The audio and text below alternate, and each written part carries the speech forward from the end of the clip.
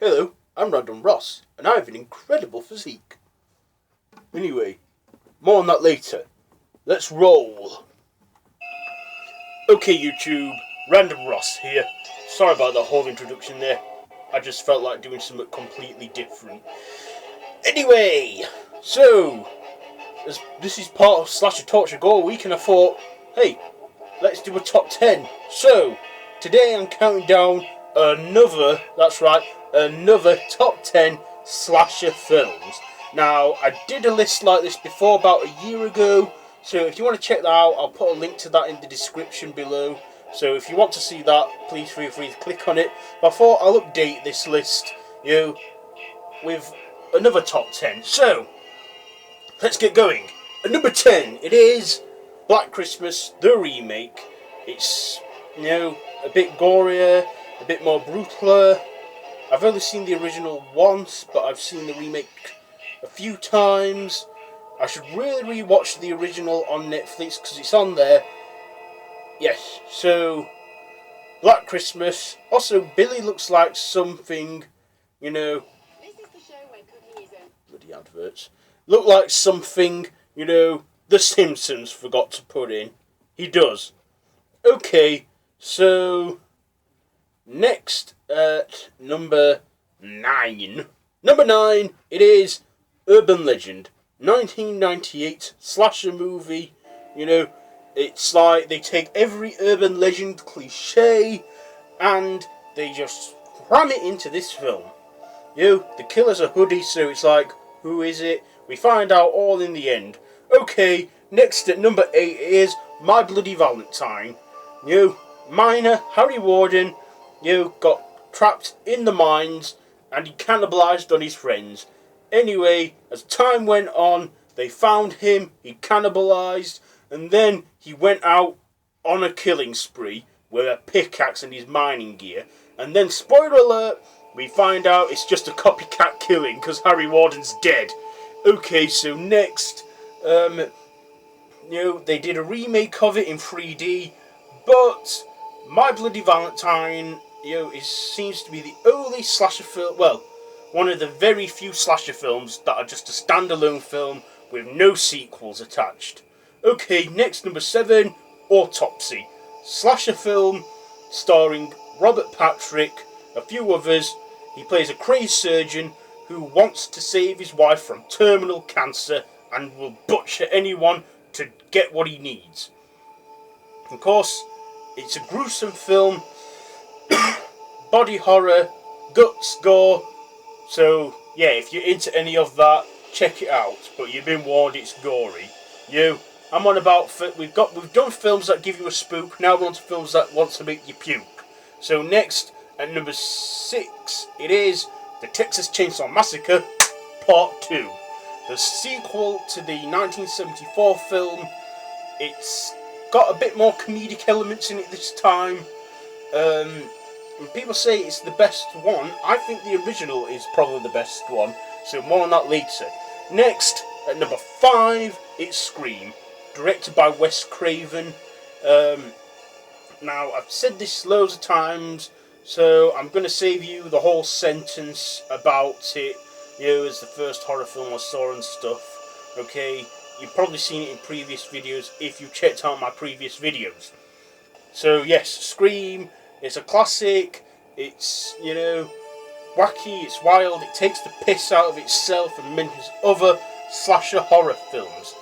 Anyway, let's get to our 4th one, and the theme for it's on right now. Can you guess what it is? I'm sure you can. It's A Nightmare on Elm Street, written, directed by Wes Craven, starring Robert Englund as the series' regular and antagonist, Freddy Krueger.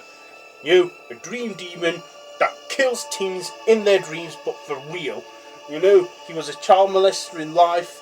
He just did many horrific things and had one of the most iconic, horrifying face looks.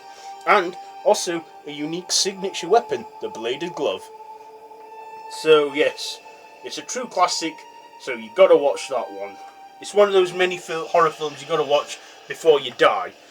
Alright, so at number 3, it is The Texas Chainsaw Massacre, the 1974 original, based on true events. based on the killer Ed Gein himself. Horror films are so much scarier when you're either in one or it happened or was inspired by true events.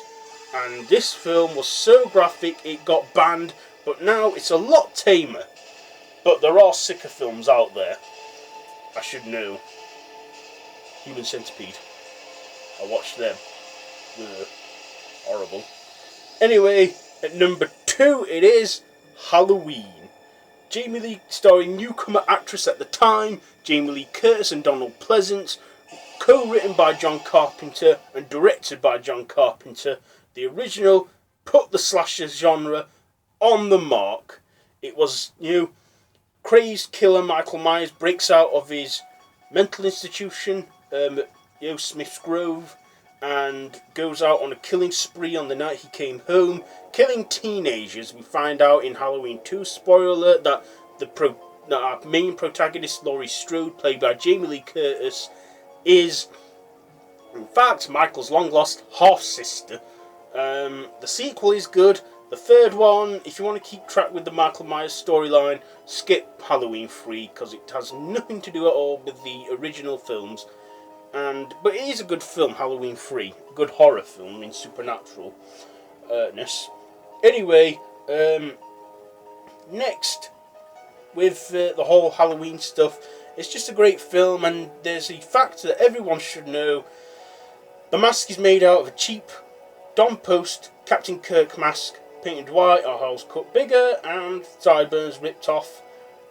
And yes, and it changed so much over the years because William Shatner's lawyers were onto it. Anyway, before I give out my number 1 pick, I just want to give some honourable mentions to some slasher films that didn't make it into my top 10 but deserve a call out. They are Child's Play 1, 2, 3, Bride of Chucky, Seed of Chucky, Curse of Chucky, and they're working on a Chucky 7. I wonder what that's going to be like. Halloween 2, 4, 5, 6, 7, 8, and then there's, I guess, the remakes.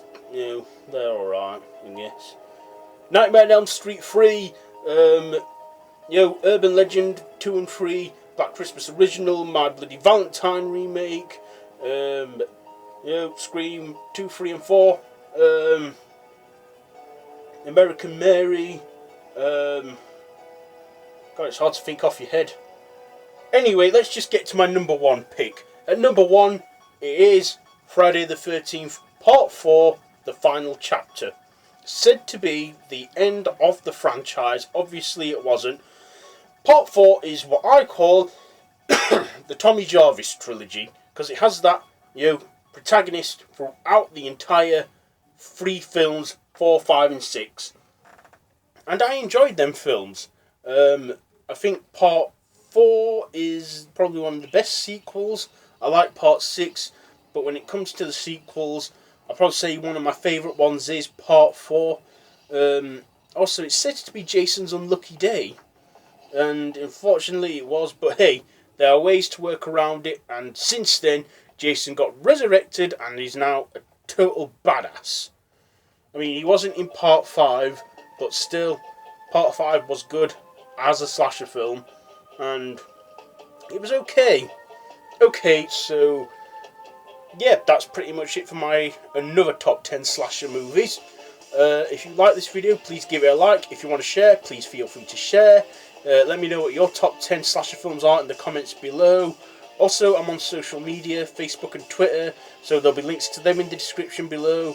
So, yeah, so make sure you click on those, like and follow to stay updated on what I get up to outside of YouTube.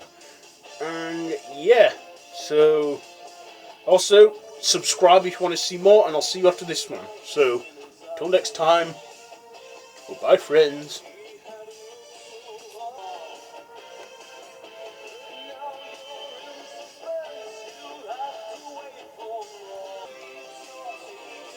I'm trying to redo that dance scene in Part 5.